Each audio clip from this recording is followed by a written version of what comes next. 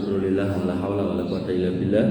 Wassalatu wassalamu ala Rasulillah wa ala alihi wa sahbihi wa wala. Rabbi ishrah li sadri wa yassir li amri wahlul 'uqdatam min lisani yafqahu qawli. Amma ba'du. Bapak Ibu yang dirahmati Allah, alhamdulillah, puji dan syukur kita aturkan kehadirat Allah Rabbul Izzati wal Jalalah yang maha mulia, maha besar, maha agung di atas arasnya sana. Dan termasuk bentuk kita menguatkan atau mensyukuri iman dan Islam kita adalah meneguhkan akidah kita dengan ilmu tentunya. Dan dalam hal ini yang saya mau sampaikan biasanya adalah akidah Imam Sufyan Ats-Tsauri, tapi dalam rangka bulan Desember maka saya susupi atau sisipi dengan materi terkait dengan perbandingan agama. Dan ini tadi sudah diinfokan Pak Sidik bahwasanya pada maghrib nanti niku enten kajian Minhajul Muslim. Di dalamnya pernah kita bahas mengimani para rasul, para nabi, termasuk bentuk imannya adalah kita mengimani Isa Al-Masih itu hanya seorang rasul, seorang nabi. Adalah pada waktu kajian itu saya menjanjikan nanti saya sampaikan tentang perbandingan agama, tapi dari kelamaan. Nah, saat ini saya berusaha untuk memenuhi janji itu. Nah, Bapak Ibu dirahmati Allah Subhanahu wa taala. Allah Subhanahu wa taala berfirman dalam Al-Qur'an yang dikutip dalam kitab Minhajul Muslim itu, yaitu Quran surat As-Saff ayat 6. Nah, ini mas-masnya santri, As-Saff ayat 6. Gimana bunyinya? Yang bisa 100.000. Acung. As-Saff ayat 6. Ayo, lumayan kalau untuk kecilok. Oke. Allah Subhanahu wa taala berfirman, wa idz qala Isa bin Maryam li bani Israil. Istamir. Natas tadi. Wa idz qala Isa bin Maryam li bani Israil, inni Rasulullah ilaikum. Dan ingatlah ketika Isa bin Maryam itu berkata kepada Bani Israel, bahwasanya aku adalah Rasul untuk kalian. Musaddiqal lima baina yadayya, yang mana aku itu membenarkan Rasul yang datang sebelumku, yaitu Musa. Kemudian wa mubasysyiran bi rasuli ya'ti min ba'di ismuhu Ahmad, dan aku memberi kabar gembira datangnya Rasul setelahku nanti namanya Ahmad. Jadi ada 3 yang beliau lakukan. Yang pertama, beliau menyatakan sebagai Rasul. Yang kedua, beliau membenarkan risalah sebelumnya. Kemudian yang ketiga, beliau mengabarkan akan datangnya Rasul berikutnya namanya Ahmad. Ini Al-Quran, kita imani tanpa syarat. Nah, tugas kita kalau memang jenengan kerso, nek ndak mau ya ndak apa-apa, itu mencari dalil atau buktinya. Dan Allah itu maha benar, maha adil, maha agung, maha segala-galanya. Maka Al-Quran itu kebenarannya masih bisa dibuktikan dari masa ke masa. Makanya jenengan nek ketemu orang jelasnya Quran terus jenengan tangleti tidak bisa jawab, niku jangan ngambil kesimpulan Qurannya salah, wonge sing gak patek paham gitu. Nanti ada seorang muslimah pada waktu itu jadi pulau berkirim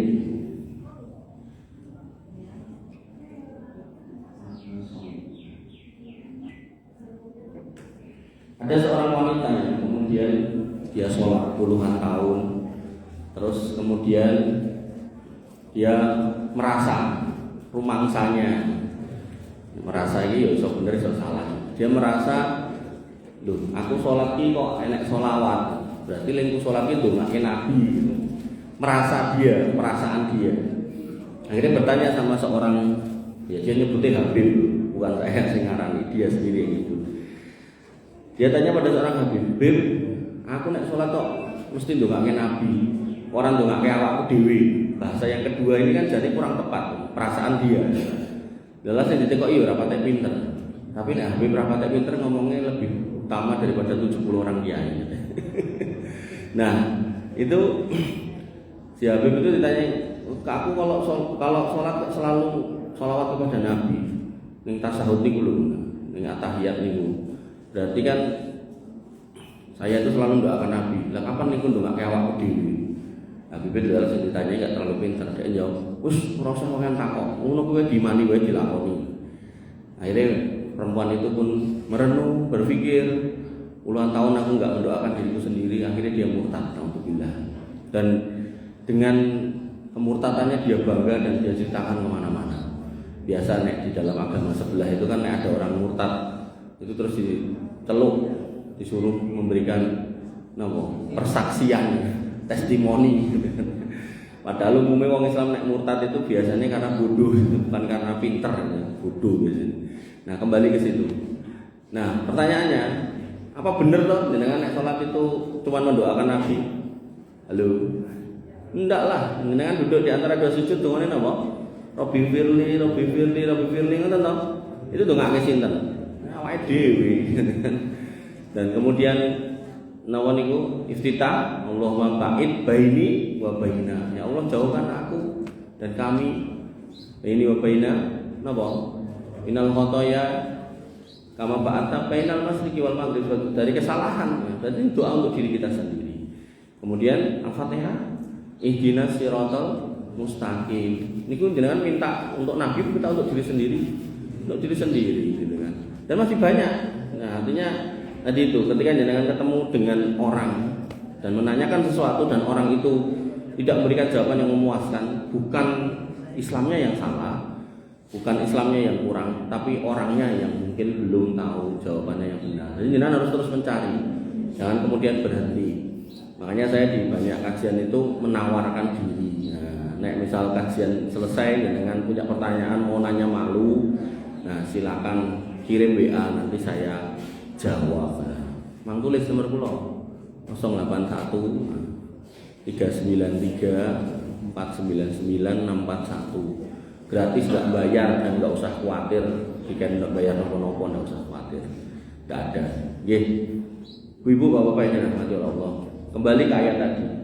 Isa al-Masih mengatakan, saya datang sebagai Rasul, saya datang membenarkan Rasul sebelum saya. Kemudian yang ketiga, saya memberi kabar gembira datangnya Nabi yang bernama Ahmad. Saya datang sebagai Rasul, ini kita imani semua. Selesai. Singkatnya selesai. Yang kedua, saya datang untuk membenarkan yang sebelumnya. Nah ini ditemukan di dalam perjanjian baru. Jadi yang namanya Injil itu dibagi dua, perjanjian lama, perjanjian baru. Dan ini sekali lagi ini penjabaran atas kitab Minhajul Muslim yang saya sampaikan pada maghrib. Jadi waktu itu saya janjikan untuk menjabarkan ini belum kelakuan, nah, makanya saya lakukan di sini gitu. Sekarang. Bapak Ibu dirahmati Allah, di situ disebutkan di dalam perjanjian baru Isa al-Masih berkata, aku tidak datang untuk menghapus hukum Taurat satu titik pun. Nah sehingga di dalam hukum Taurat kalau kita buka, niku enten perintah sunat. Di situ untuk perempuan ada perintah untuk berjilbab, ada perintah atau larangan untuk tidak makan babi. Makanya di dalam perjanjian baru itu kita tidak akan temukan aturan yang serupa. Kenapa? Karena Isa sudah berjanji sing lawas tetap tak nggo. Nek sing lawas tetap dinggo, maka yang baru tidak perlu ditambahi. Sama kayak di aturan negara itu. Kalau undang-undangnya masih berlaku, masih bisa dipakai, maka tidak perlu ada revisi, ada addendum atau apa itu, tidak perlu. Amandemen tidak perlu. Nah, makanya Bapak Ibu dirahmati Allah Subhanahu wa taala. Tapi kenapa kok orang Nasrani tidak berjilbab? Kenapa orang Nasrani kok makan babi? Kenapa orang Nasrani kok malah minum minuman keras? Nah, ini adalah buah dari hasil negosiasi. Ketika Nasrani itu tidak diterima di kalangan Yahudi, cuma 12 orang tok yang beriman, mereka keluar dari Yahudi dan masuk di Yunani yang waktu itu Romawi. Di sanalah terjadi negosiasi. Negosiasinya apa? Ini dewa-dewa bisa diganti Tuhan yang satu, tapi kami punya kebiasaan makan ini minum ini. Oh iya wis ora apa-apa. Lah kuwi nek larangane ngono, lah kuwi larangane wong Yahudi awake dhewe ora.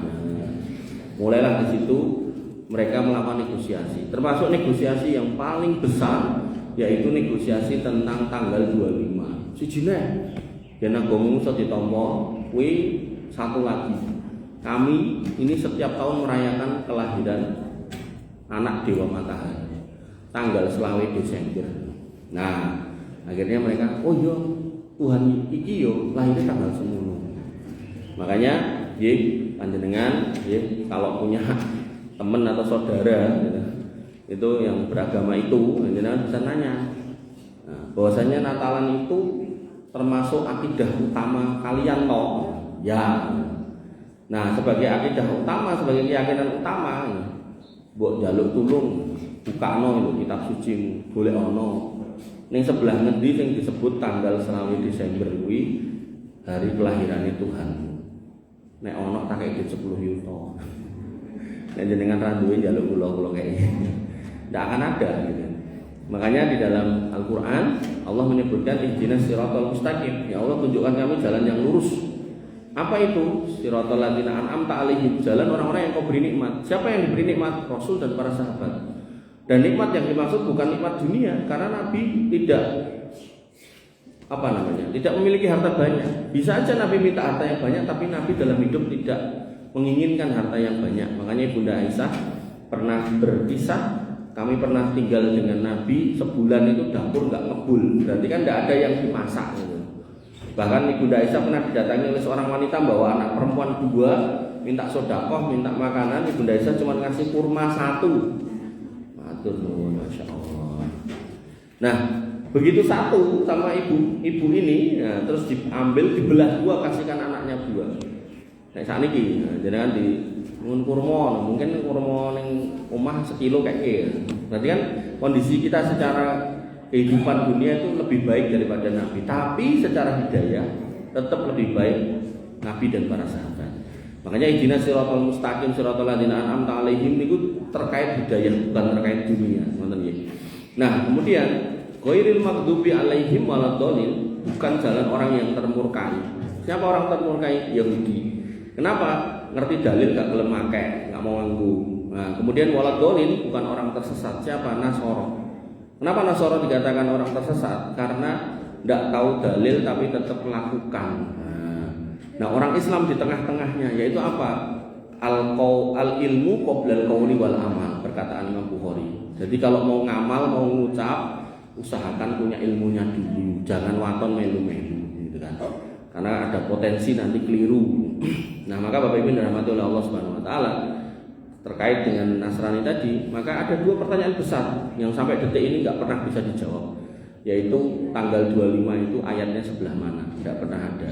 Tidak pernah ada. Nek nganti enek berarti niku ditambahi lagi wae.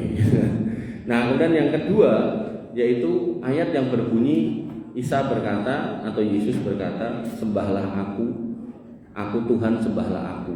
Itu kalau ada itu berarti itu pondasi kalau dia memang Tuhan, tapi nggak pernah ada. Sedangkan di dalam Al-Qur'an itu sering kita dapatkan Allah berfirman, "Fa'budni, sembahlah aku." Kemudian wala tusriku bi syai'a, jangan berbuat kesyirikan kepadaku, jangan menyekutukan aku dengan apapun. Nah, pernyataan-pernyataan itu sering kita dapatkan di dalam Al-Qur'an. Nah, tapi di dalam Alkitab tidak ada. Nah, sehingga 2 pertanyaan itu bisa jenengan tanyakan kepada orang yang jenengan kenal. Nah, kalau misal ngejak ngobrol gitu kan, lantang lebih enek-enek, 1 ayat 10 juta. Nah, enek enggak pernah ada. Adanya adalah interpretasi. Nah, kembali ke sini. 1 udah toh, yaitu mengaku sebagai Rasul. Isa sudah saya jelaskan. Kemudian yang kedua yaitu pernyataan Isa bahwasanya aku datang tidak untuk menghapus hukum Taurat sudah. Nah, yang ketiga, ini yang mau saya jelaskan sekarang, yaitu pernyataan Isa bahwasanya dia sudah mengabarkan akan datangnya Nabi setelah beliau. Nah, buktinya kita cari ternyata masih ada.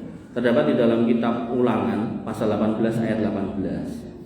Di situ disebutkan seorang nabi akan kubangkitkan. Nah, ayat ini nek ditanyakan kepada orang Nasrani jawabannya itu nubuat ramalan tentang kedatangan Isa, Yesus. Padahal kalau kita mau jujur, di sini dikatakan seorang nabi akan kubangkitkan bagi mereka dari antara saudara mereka seperti engkau Musa. Akan kutaruh firmanku dalam mulutnya dan ia akan mengatakan kepada mereka segala yang kuperintahkan kepadanya. Bunyi ayatnya di awalnya, yang akan dibangkitkan adalah seorang nabi. Padahal orang Nasrani meyakini Isa itu nabi atau bukan? Bukan. Karena bukan, maka ayat ini jelas bukan untuk Isa. Wong keyakinannya orang ngono. Kecuali loh dia, aku sekte sing meyakini dia nabi, ya wis berarti masih mungkin nih di level satunya ini masih mungkin, di potongan awalnya masih mungkin. Nah, kalimat berikutnya, akan kubangkitkan bagi mereka. Namanya dibangkitkan itu nek cara basa bos itu. Akan kukirim, akan kutugaskan. Berarti nek akan kubangkitkan, berarti yang dikirim bukan dirinya sendiri tapi yang lain. Tapi yang diyakini oleh orang Nasrani, Isa itu Tuhan. Berarti dia mengirim dirinya sendiri, kan enggak cocok dengan ayat ini. Berarti yang dikirim harus yang lain gitu. Nah, kemudian dari antara saudara mereka. Nah, orang Israel, Bani Israel itu punya saudara. Yang ketemu di Nabi sinten? Nabi Ibrahim. Nek ketemunya, nah persaudaraannya benar kepada Ismail. Jadi Israel itu nek ditarik naik, nenek moyangnya niku Yakub, nek ditarik naik ke atas niku putra dari Ishak, termasuk keturunan Nabi Ishak. Nah, Ishak punya saudara, yaitu Ismail. Nah, Ismail ketika kecil dikirim ibunya itu oleh bapaknya yaitu Ibrahim ke Jazirah Arab. Nah, ditinggal di situ. Nanti dalam kisah panjang, kisah panjang di dalam Riyadhus Shalihin itu ditaruh di situ. Sampai istrinya itu ketika Nabi Ibrahim itu mau pergi sampai ditekoki. Istrinya sampai tekok itu. Aku kok mbok tinggal ning kene. Padahal itu padang luas pasir, enggak ada apa-apanya, tanamannya enggak ada, air juga enggak ada. Cuma ditinggali sekantong sama makanan dikit. Itu yang namanya ibunya Ismail. Sinten ibunya Ismail, Pak? Hajar Sarah. Itu sampai kemudian bertanya ketika Ibrahim ditinggal terus ditinggal lunga, ditaruh terus mau pergi balik ke Mesir. Itu sampai bertanya, nek basa Jawane, "Mas, aku mbok dekeke kene, ora enek banyu, ora enek panganan. Iki sing ngongkon Gusti Allah apa udun?" Gusti Allah, ya wis. Tinggal celos. Sampai akhirnya minumannya habis, bingung. Wah, piye ya anakku ngelak nangis itu kan. Akhirnya ibunya lari ke sofa, ngeliat, wah ada air di bawah, lari lagi ke marwah, gitu terus. Akhirnya begitu didapati anaknya yang nangis kenceng itu, kakinya sudah nendang-nendang keluar air, dan itu air itu sampai detik ini masih ngalir. Itu air Zam-Zam. Kita nek mau jujur, nek kalau bukan izin Allah, karunia Allah, tidak mungkin Pak. Jenengan coba di sana, jenengan gawe sumur di Solo sekitarnya kadang rametu gitu kan. Di sana beribu-ribu tahun masih mengalir itu nek bukan karena izin Allah itu tidak mungkin. Ini nek wong retalis ya ora trimo ya. Malah kaya metu banyune mergo saka segara alir ke rono. Nek tenang, asin Pak. Ya, tapi ya itulah namanya manusia ya, tidak terima ya sudah. Nah, jadi yang didatang itu bukan orang Israel tapi saudaranya Israel. Ya, berarti dari nasabnya Ismail. Nah, ini singkat-singkatnya dulu, nanti detailnya saya sampaikan. Kemudian disebutkan lagi nabi yang datang seperti Musa. Seperti Musa niku pripun? Dan ini enggak ngomong ke sesuatu yang besar loh, yang simpel-simpel aja. Contoh. Nah, orang Nasrani tanyakan ayat ini kan itu Isa, Yesus itu. Tapi kalau kita mau jujur, apakah Isa itu seperti Musa dengan perbandingan yang simpel aja? Tak niki Musa niku lahir punya bapak punya ibu toh. Nggih mboten? Ya, Isa punya bapak? Enggak. Dari situ aja udah beda. Nabi Muhammad punya bapak punya ibu toh? Ya. Nah, berarti dari situ aja jadi punya bapak punya ibu. Ini udah cocoknya ke Nabi Muhammad bukan ke Nabi Isa. Kemudian dari sisi pernikahan, Isa Al-Masih pernah menikah? Belum. Musa menikah, Muhammad menikah, dengan tahu sendiri. Kemudian punyanya anak, Musa punya anak, Isa tidak punya orang sepertika. Nah, kemudian tapi nek ning film nopo niku katanya Isa niku sempat menikah dengan Maria Magdalena dan punya anak perempuan dan masih hidup sekarang. Pokoknya dia batok-batok jadi itu anak sekian generasi gitu. Boleh-bolehi bukti-buktinya dari manuskrip dari tinggalan-tinggalan, patung-patung, tulisan-tulisan boleh kowe gitu. Seorang perempuan di Italia sana. Nah, kemudian dari sisi menikah, dari sisi meninggalnya, Musa meninggal dikubur di tanah. Muhammad SAW meninggal dikubur di tanah. Maka makamnya masih ada. Tapi kalau makamnya Musa disembunyikan oleh Allah, tidak ada yang tahu. Nah, kemudian yang namanya Isa tidak pernah meninggal. Wa ma qataluhu wa ma salabuhu. Tidak pernah dibunuh dan tidak pernah tersalib. Walakin subhanahu. Nanti dalam ayat lain bal rafa'ahu ilaihi, tapi dia kami angkat ke atas. Ini menjadi dalil kalau ayat ini sampai potongan ini yang cocok itu Nabi Muhammad bukan Nabi Isa. Nah, saya lanjutkan lagi. Dan ini pamungkasnya, yaitu apa? Potongan ayat berikutnya. Aku akan menaruh firmanku dalam mulutnya. Bahwasanya setiap nabi itu dikasih wahyu berupa kitab suci, dan kitab suci yang dijanjikan untuk nabi yang akan didatangkan ini, firman Allah akan masuk ke mulutnya. Nah, kalau kita buka sirah, bagaimana Quran itu di awal wahyu itu datang. Jibril ketika mendatangi Muhammad SAW, Jibril mengatakan Iqra. Iqra itu artinya bacalah. Nah, sing dikongkon maca orang yang tidak bisa baca, maka Muhammad SAW mengatakan ma'ana biqori, aku ora iso maca. Jibril mengulangi Iqra, bacalah. Kemudian Muhammad SAW menjawab lagi ma'ana biqori, aku tidak bisa baca. Di situ baru Jibril sadar, nek ternyata nek tak kon maca jawabe ngono. Padahal maksudku ora kon maca, kon ngapalke. Nah, akhirnya diperpanjang bahasanya. Iqra bismi rabbikal ladzi khalaq, khalaqal insana min 'alaq. Di situ Nabi baru paham, oh kon neroke. Akhirnya diteroke. Dan Nabi sejak kecil sampai meninggal tidak bisa nulis. Bukan berarti Nabi bodoh, mboten. Memang ini hikmah agar napa? Menyangkal tuduhan orang musyrikin, orang kafirin, termasuk orientalis barat yang mengatakan Quran itu karangannya Muhammad. Nulis gak iso kok ngarang gitu kan. Makanya Bapak Ibu dan rahmati Allah jenengan nek misal barangkali ada seorang penulis di sini. Ini kan kadang kan nulis ngedrap gitu, terus dibaca lagi, oh salah, gitu diganti, dicoret, ngoten niku to. Walaupun nganggo pulpen, walaupun nganggo komputer niku modelnya ngoten niku. Nah, kula niku nek ten balai kota niku tugas saya melakukan pengkajian. Jadi Solo niki kan enten dinase niku sak bagian-bagian ten balai kota niku totalnya ada 40 termasuk kecamatan wilayah niku ada 42 dan 43. Niku mereka itu kita kasih surat untuk mengajukan kajian, mengkaji apa?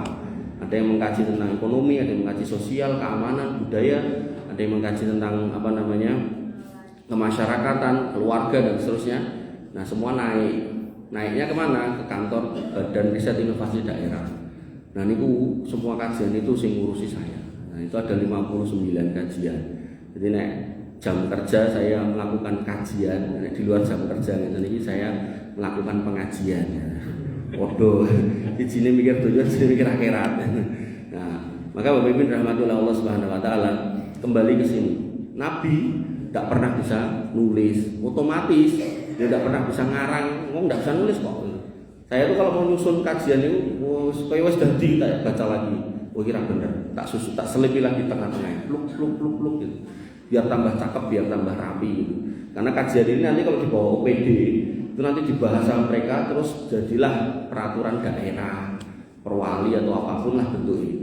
Nah itu mungkin diterapkan untuk menjalankan kota Surakarta menjadi yang lebih baik ke depannya. Nah makanya Bapak Ibu rahmatullah Allah Subhanahu Wa Taala, itu di sini disebutkan firman itu tak taruh di mulutnya kata Allah di sini. Nah, maka karena tidak bisa nulis, maka akhirnya yang bisa adalah hafalan. Dan Quran sejak awal turun sampai akhirnya beliau menghafal itu nggak dihafal, tidak kemudian ditulis. Lah kayak penulis wahyu tugasnya mengabadikan apa yang beliau sudah hafal. Karena yang berkomunikasi dengan Jibril ya cuma Nabi Muhammad. Jadi bukan Jibril datang terus dipanggil sebagian sahabat, yo melu ngrungokke mboten. Nabi sendiri yang menghafalkan, begitu sudah hafal, kemudian Nabi menyampaikan, si fulan, karena ada penulisnya beberapa, termasuk apa namanya, termasuk Muawiyah bin Abi Sufyan itu penulisnya, kemudian ada Zaid bin Sabit itu penulisnya, gitu kan. Nah, di situ kemudian beliau baru menuliskan, jadi bukan dijak lenggah bareng sama apa namanya, sama malaikat Jibril, boten. Nah, Bapak Ibu dan rahmatullah Allah, di sini dikatakan aku menaruh firmanku dalam mulutnya. Berarti firman Allah yaitu Quran itu masuk ke dalam Nabi SAW itu melalui tahfidz, dihafalkan. Dan tahfidnya bukan Nabi membaca, nggak bisa baca, nggak bisa nulis, makanya disebut sebagai al-ummiyin, orang-orang yang tidak bisa baca, tidak bisa nulis, tapi dengan cara mendengar. tasmi. Nah, makanya putra-putra jenengan niku nek sing kecil-kecil niku lho, sing TK PAUD niku kan di beberapa sekolah niku kan entahfid to, sekolah Islam niku entahfid. Nah, tapi nek begitu nyoh wacanan enggak bisa. Tapi kok udah hafal? Iya, di sekolahan suruh hafal. Nah, itu sebenarnya metodenya seperti itu. Jadi saking cerdasnya, saking pikirannya, hatinya itu bersih, cilik-cilik ini lho. Nah, Nabi Muhammad juga sama. Nabi kan sebelum diangkat Nabi kan dicuci dulu hatinya. Maka mudah untuk menerima Al-Qur'an. Nah, kita hari ini ya, kadang hafalan juz 30 kadang kecer-kecer gitu. Nah, maka Bapak Ibu dirahmati Allah, potongan ayat berikutnya beliau akan mengatakan kepada segala yang diperintahkan kepadanya. Ini bunyi ayatnya. Nah, ini cocok dengan Quran surat An-Najm. Bahwasanya disebutkan di dalam Quran surat An-Najm terkait dengan Nabi Muhammad dalam penyampaian wahyu, wa may yantiqu 'anil hawa in huwa illa wahyu yuha. Nabi itu dalam menyampaikan wahyu itu bukan hawa nafsunya, bukan hasil pikirannya, bukan karepe dhewe, bukan. Yang disampaikan itu cuman wahyu yang diwahyukan. Plok seperti ini. Ia akan mengatakan kepada mereka segala yang kuperintahkan kepadanya. Makanya Bapak Ibu dirahmati oleh Allah, niki baru satu ayat. Nah, ayat yang kedua sing Dimas. Ayat yang kedua saya dapatkan di dalam Saya dapatkan di dalam Nah, di dalam kitab Ulangan pasal 33 ayat 2 disebutkan ada kata-kata Gunung Paran. Gunung Paran itu adalah di daerah Arab. Ulangan 32 ayat 2. Tuhan datang dari Sinai. Sinai niku bukit turi Sinai niku lho, watini, wazaitun, waturisin. Nah, niku ten pundi? Ten Yordania. Nah, kenapa Tuhan datang dari Sinai? Karena Musa pernah menghadap Allah ini bukan berarti ketemu muka itu mboten. Jadi suruh naik ke situ, kemudian Allah berfirman, mendapatkan wahyu di situ. Nah, kemudian terbit kepada mereka dari Seir. Nah, Tuhan muncul lagi dari Seir. Muncul di sini bukan berarti Allah turun di bumi, bukan. Maksudnya dapat wahyu lagi di Seir. Di Seir itu di Palestina, di Yerusalem hari ini. Nah, itu di situ siapa? Nabi Isa. Jadi ada Musa di Sinai dapat wahyu, ada Isa di Seir dapat wahyu. Nah, yang ketiga, dan tampak bersinar di Gunung Paran. Dan Tuhan akan muncul lagi di Gunung Paran. Paran itu ten Arab. Nah, dan ini diperjelas lagi pada kalimat akhirnya, bahwasanya datanglah ia dari tengah-tengah beribu-ribu orang kudus. Beribu-ribu orang kudus niku adalah bagian dari fakta sejarah terjadinya Fathul Makkah. Jadi Nabi itu lahir di Mekah, besar di Mekah, akhirnya terusir dari kampung halamannya, pindah ke Madinah. Nah, singkat cerita, peperangan berganti, silih berganti berkali-kali. Singkat cerita nih, di akhir kisah perjuangan beliau kembali lagi ke kampung halamannya, membawa 10.000 sahabatnya untuk melakukan yang disebut dengan Fathul Makkah, merebut kembali kota Mekah. Masuk beliau ke Mekah dengan 10.000 sahabatnya, siap perang, siap mati, tapi nggak pengen menumpahkan darah di Mekah. Akhirnya yang beliau katakan apa? Sopo sing mlebu omahe Abu Sofyan selamat, sopo sing mlebu omahe dhewe selamat. Yang dengan kata lain, nek kowe ra mlebu kono ngejak gelut, ayo aku yo siap. Cuman nek kamu masuk ke rumahmu sendiri selamat, masuk rumah Abu Sofyan selamat. Dan Nabi mengatakan, al-yaum antum tulaqo, kamu semua bebas. Padahal nek perang niku sing kalah niku didadekke budak. Tapi karena orang Quraisy ini masih saudara Nabi dan Nabi enggak mau mengotori tanah suci, maka kamu sekarang semua bebas. Meh dadi Islam yo ayo, ora gelem Islam yo sak karepmu, ning aja manggon ning kene. Karena ini sekarang tanah haram. Makanya disebut tanah haram itu karena orang kafir, orang musyrik enggak boleh menginjakkan kaki di situ. Ini saat ini gandeng-gandeng AI niku, kecanggihan AI. Ini wong kafir-kafir sing ngimpi ten mriku niku dengan macak nganggo salib gede-gede niku gawe AI lagi ibadah ten ngarepe Ka'bah. Ini ibadah Nasrani niku. Wah, parah iki wong-wong iki. Dan ngimpi pengen mriku ning ra kelakon ya to, terus gawe nganggo AI niku. Nah, Bapak Ibu dirahmati oleh Allah Subhanahu wa taala. Ini menggenapi apa yang tersebut di dalam Ulangan 33 ayat 2. bahwasanya Nabi itu muncul dari paran dan kemudian akan bersama ribuan orang-orang kudus, orang-orang suci, orang-orang yang baik, yaitu para sahabat Nabi. Nah, kemudian ayat yang ketiga, Yesaya 42 ayat 1 sampai 13. Lihatlah hambaku yang kupegang, dia adalah orang pilihanku yang kepadanya aku berkenan, aku menaruh roh di atasnya. Roh itu maksudnya ini wahyu. Jadi kalau ada kata Roh Kudus itu dalam Islam itu Roh Kudus itu Jibril itu yang membawa wahyu, supaya ia menyampaikan hukum kepada bangsa-bangsa. Syariat Islam berlaku universal. Tapi ketika ngomongkan syariat Taurat sama Injil, maka Isa Al-Masih pernah didatangi oleh orang Samaria, bukan orang Israel. Nah, minta berobat, minta ilmu. Kata Isa Al-Masih, aku tidak diutus kecuali untuk domba-domba yang tersesat dari kalangan Bani Israel. Nah, berarti memang dakwahnya khusus untuk Bani Israel. Tapi Nabi yang nanti terakhir datang, dia akan menyatakan hukumnya itu untuk bangsa-bangsa, semua bangsa. Nah, kemudian pulau-pulau menantikan pengajarannya. Kalau nek maca niki langsung padhek. Sakniki pulau-pulau niku ten pundi? Pulau-pulau niku. Sing enten pulau-pulau niku ten pundi? Indonesia, Pak, Bu.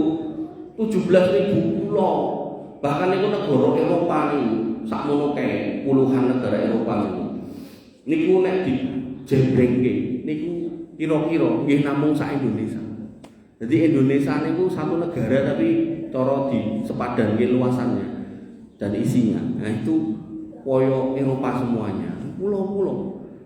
Makanya dengan adanya munculnya si Nabi ini, si pulau-pulau itu dari zaman kegelapan nyembah batu, nyembah demit, nyembah setan, nyembah dewa-dewa ora jelas itu kan, sekarang menyembah Allah. Ini betul. Indonesia ini lho. Makanya nek saniki nek wong Islam kok baleni gawean lawas, sobone golek petilasan, golek kuburan, golek sumur tua, golek kandang-kandang demit itu, alah iki jenenge orang kembali ke zaman gelap, bukan keluar dari kegelapan. Nah, pulau-pulau menantikan pengajarannya. Alhamdulillah jenengan dapat hidayah sebagai penghuni pulau itu. Maka biarlah padang gurun dan kota-kotanya menyaringkan suaranya. Padang gurun Mekah tidak pernah dipedulikan sama manusia karena kering, tidak ada pertanian. Tapi sekarang semua orang lari ke sana. Untuk apa? Di sini juga kampung-kampung tempat Kedar tinggal. Kedar ini istilah untuk anak turun Nabi Ismail. Jadi dalam Alkitabiah, dalam pelajaran Kristologi orang-orang non-Muslim Nasrani itu, Kedar itu digunakan untuk menyebut keturunan anak Israel. Nah, anak apa? Anak Ismail. Dan itu ada dalam kitab Kejadian pasal 25 ayat 13. Bahwasanya Kedar itu wahyu datang dari keturunan Ismail, yaitu Arab Kedar. Nah, itulah makanya Bapak Ibu dirahmati Allah, sampai ayat yang ketiga ini jenengan sudah dikonfirmasi, bahkan yang mengkonfirmasi kitab sebelumnya, bahwasanya jenengan sudah mengikuti orang yang benar, nabi yang benar, sehingga pilihan jenengan sudah benar. Nah, yang keempat, Habakuk pasal 3 ayat 3 disebutkan bahwasanya Allah datang dari daerah Teman yang maha kudus, dari gunung Paran tadi yang di Arab tadi. Keagungannya menutupi langit. Bahwasanya Allah itu di atas arsy. Ada langit 1, 2, 3, 4, 5, 6, 7. Ada Baitul Ma'mur, ada Sidratul Muntaha, ada Jannatul Ma'wa, ada kursi, ada air, ada arsy. Allah di atas itu semua. Ini ayat Alkitabiah mengkonfirmasi keyakinan orang Islam yang benar. Bahwasanya yang disebut yang maha kudus, keagungannya menutupi langit semuanya. Dan bumi pun penuh dengan pujiannya. Dengan datangnya Islam, bumi itu penuh dengan pujian Allah. Kapan? Pas jenengan sholat, Allahu Akbar itu memuji Allah. Allah maha besar, gitu. Nah, kemudian ketika jenengan Al-Fatihah, Alhamdulillahirabbil alamin. Segala puji bagi Allah, Rabb semesta alam. Ketika jenengan teman ibu itidal, nah, imamnya mengatakan apa? Sami Allahu liman hamidah. Allah mendengar mereka yang memujinya. Makmumnya mengatakan apa? Rabbana walakal hamd. Ya Rabb kami, semua pujian untuk Engkau. Oh, berarti semua orang memuji. Artinya kalau orang Islam itu sholat kabeh, Itu berapa banyak orang memuji setiap hari. Nah, mulai ten niku Masjid Haram niku setiap hari yang haji, yang umroh kan tiap hari ada. Nek haji kan musim haji. Mereka mengatakan apa? Labbaik Allahumma labbaik. Pujian. Makanya Bapak Ibu dirahmati oleh Allah Subhanahu wa taala, niki menggenapi. Ada kata paran, ada kata apa niku? Pujian. Nah, maka ini menggenapi. Kemudian yang kelima ini yang disebutkan di dalam asal tadi. Bahwasanya dia setelah mengabarkan bahkan dia menyebutkan nama, yaitu namanya Ahmad. Nah, nama itu disebutkan dalam Kidung Agung pasal 5 ayat 16. Bunyi ayatnya, langit-langit mulutnya manis. Jadi nabinya itu omongannya itu nyeneng kira tau nglarani, gitu. Nabi Muhammad kan pernah mengatakan, Islam itu disebut muslim yang baik, al-muslimu man salimal muslim min yadihi wa famihi. Wong Islam ini diarani Islam yang baik kalau dia bisa membuat orang lain selamat dari mulut dan tangannya. Berarti Nabi pasti nyontohan yang baiknya. Kemudian seluruhnya menarik. Nabi Muhammad itu seluruhnya menarik. Dalam kitabnya Imam At-Tirmidzi, Syama'il Al-Muhammadiyah, disebutkan dalil bahwasanya sahabat itu ketika memandang Nabi, misalkan luar ngoten, delalah malam itu ada bulan purnama. Niku nek dibandingkan melihat bulan purnama yang indah niku kalih memandang Nabi niku masih lebih indah memandang Nabi. Nah, kalau kayak contoh mulai dalam fikih sholat, Nabi nek bertakbir diangkat, nek sujud diangkat, gitu. Sampai ada kata-kata terlihat ketiaknya yang putih, indah. Paribasane gampang keleke indah gitu. Jadi Nabi itu dalam bab Toharoh mengatakan khamsu minal fitrah, 5 hal dalam kesucian. Nah, al-istidadu wal hitanu wa khusus saribi wa nadful ibdi. Nah, yaitu mencabut bulu ketiak, memendekkan bulu kemaluan gitu kan. Kemudian khitan gitu. Nah, maka Nabi mempraktekkan bulu ketiaknya tidak ada, tur resik. Nek awake dhewe wis gondrong gitu, ireng gitu. Sok mambu gitu kan. Nah, maka di sini dikatakan seluruhnya indah. Bahkan ketika Nabi pun tidur oleh Ummu Sulaim niku sinten? Rumaisah niku sinten? Ibunya Anas bin Malik. Itu ketika Nabi tidur berkeringat niku diadai ngangge botol niku rasa gede ini, cilik botol diadai, ditampung. Kenapa? Karena keringat yang biasanya orang itu bau, keringat Nabi itu harum. Nah, ditampung. Nah, kemudian itulah kekasihku. Nah, Nabiullah, Habibullah kan ada Nabiullah artinya kekasih Allah gitu kan. Nah, kemudian disebut di sini, hai putri-putri Israel. Nah, jeleknya kitab suci kalau diterjemahkan tok, enggak dipertahankan teks aslinya, maka kehilangan makna. Di sini langsung jadi hai putri-putri Israel. Padahal dalam bahasa Ibraninya hiko mamtakim wekullo mahmadim. Ada kata mahmadim. Mahmadim itu orang-orang yang terpuji tadi. Tapi diterjemahkan sebagai orang terpuji gitu aja. Jadi bisa siapapun. Bahkan si orang terpuji ini nanti diterjemahkan dalam bahasa Yunani itu menjadi periklutos, jadi perklatos. Berubah makna. Orang yang terpuji terus jadi menjadi sang penghibur. Nek sang penghibur itu yo bisa penyanyi, bisa badut gitu kan. Pengamen barang itu ya sang penghibur. Jadi yang tadinya punya makom Rasul terus tiba-tiba jadi badut kan enggak masuk akal. Makanya nama saya Gulam, ya nek terjemahke Jawa dadi Joko.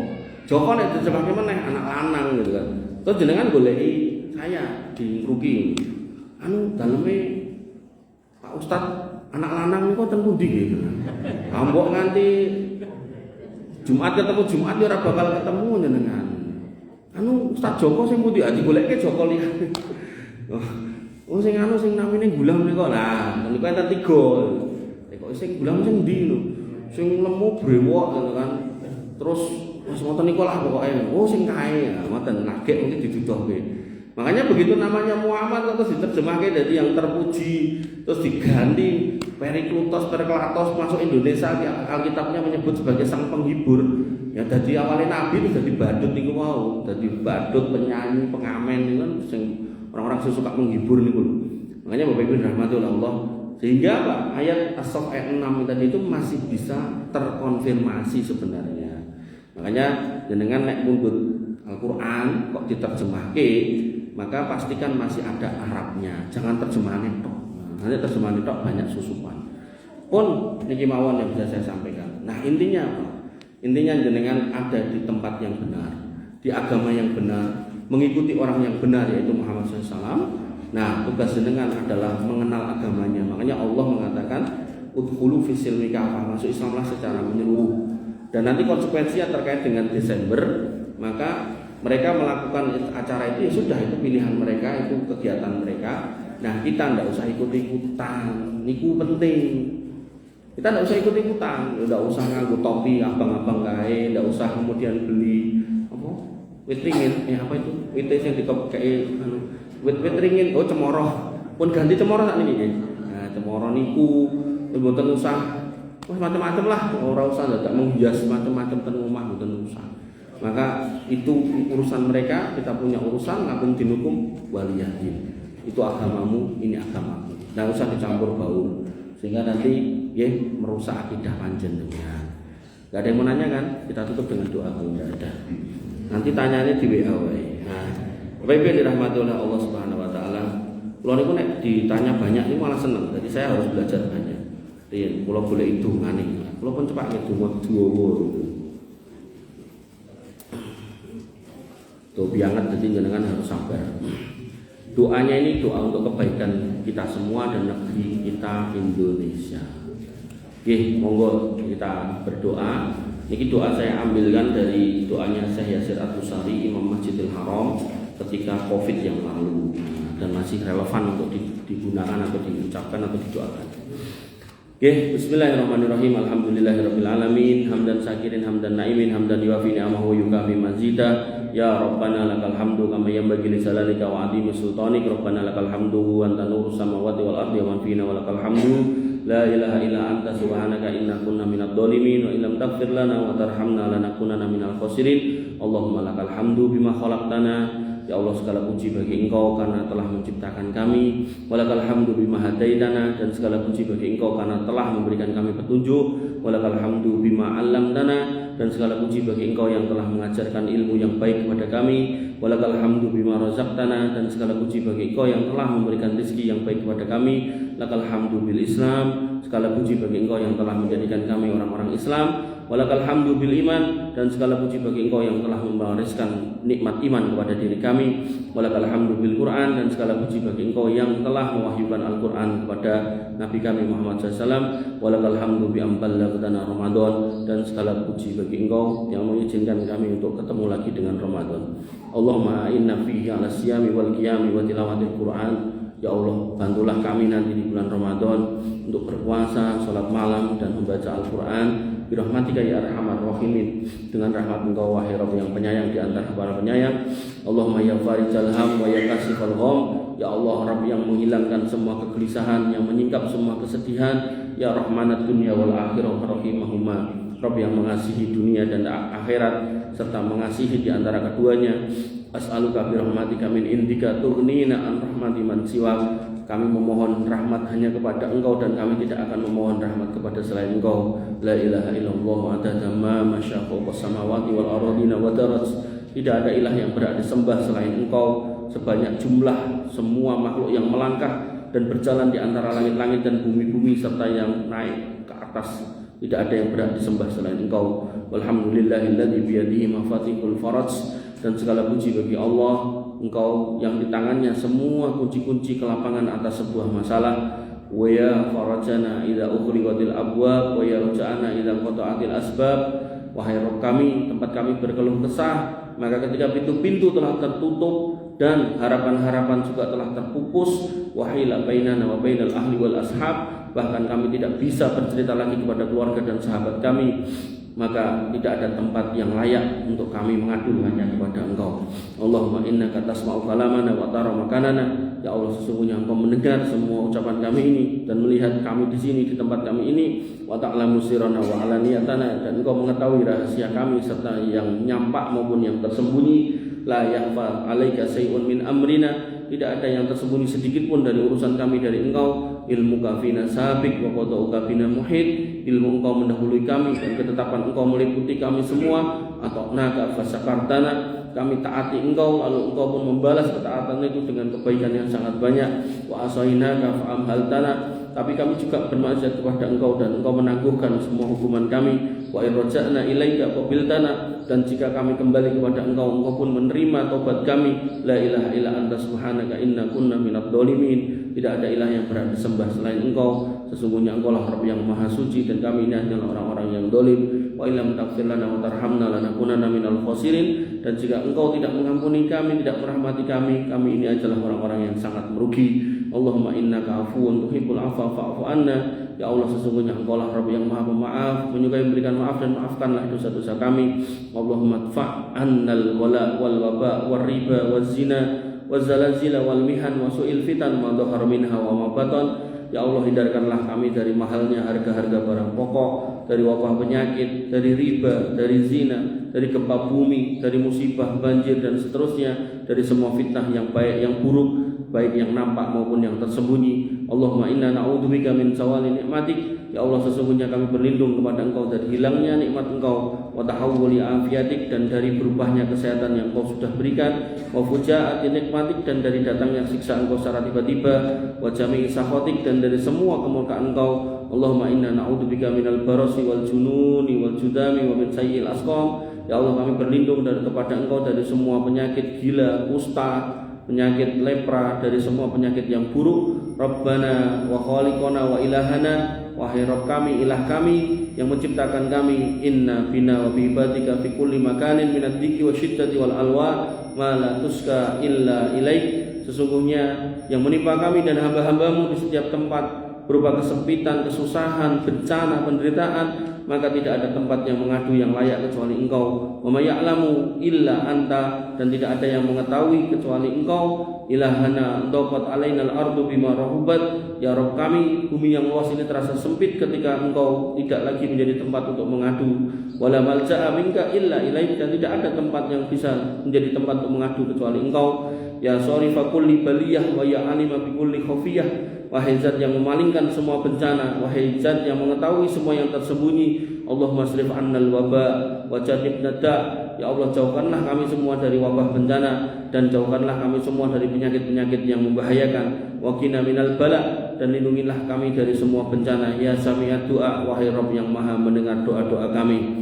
Ya man la tadi'u indahul wada'i, wahai zat yang tidak akan menghilangkan titipan yang dititipkan di sisinya. Nastaudiuka dinana wa imanana, kami titipkan kepada Engkau agama kami, iman kami, wasihatana wa afiyatana, dan kami titipkan kesehatan kami dan keselamatan kami, wa dzurriyyatana wa walidina wa azwajana wa ahbabana, dan kami titipkan keturunan kami, orang tua kami, pasangan-pasangan kami, dan orang-orang yang kami cintai, wa qadatana wa wulata umurina, dan kami titipkan pemimpin-pemimpin negeri ini, wa amnana wa biladana wa biladal muslimin, dan kami titipkan keamanan negeri ini dan negeri-negeri kaum muslimin. Allahumma wafiq waliya amrina wa imamana bitaufikik. Ya Allah, berilah taufik kepada pemimpin negeri ini dan imam-imam di negeri ini dengan taufikmu. Wa ayyidhu bita'yidik, dan dukunglah mereka dengan dukunganmu. Wansur bihidina, dan tolonglah agamamu melalui mereka. Walikulli ma fihi solahul biladi wal ibad, dan jagalah mereka akan senantiasa berbuat yang baik-baik untuk negeri ini dan untuk hamba-hamba yang ada di negeri ini. Allahumma fadjunudana alal hududina wal qaimina ala su'unina. Ya Allah, jagalah tentara-tentara kami yang ada di perbatasan yang menjaga keamanan negeri ini, dan jagalah orang-orang yang mengurus kesehatan kami di negeri ini. Wahrusna wa iyyahum bi ainikal ladzi la tanam, dan jagalah kami semua dengan mata Engkau yang tidak pernah tertidur, wa bi ruknikal ladzi la yuram, dan dengan kekuatan Engkau yang tidak pernah lagi goyah, wa bi Allahumma inna na'udzubika biridhoka min sakhatik wa bi mu'afatika min uqubatik. Ya Allah, sesungguhnya kami berlindung dengan keridhaan-Mu dari kemurkaan-Mu, dan dengan keselamatanmu dari hukumanmu. Wassallallahu wasallam wa barik ala nabiyina Muhammadin wa ala alihi wa sahbihi ajma'in. Dan semoga salawat dan salam senantiasa tercurah dan keberkahan senantiasa terlimpah kepada Nabi kita Muhammad SAW, kepada keluarganya dan semua sahabat beliau. Amin amin ya rabbal alamin. Wabillahi perkataan yang bisa saya sampaikan, kurang lebihnya saya mohon maaf. Alaikum minkum. Subhanakallahumma bihamdika asyhadu an la ilaha illa anta astaghfiruka wa atubu ilaik. Assalamualaikum warahmatullahi wabarakatuh.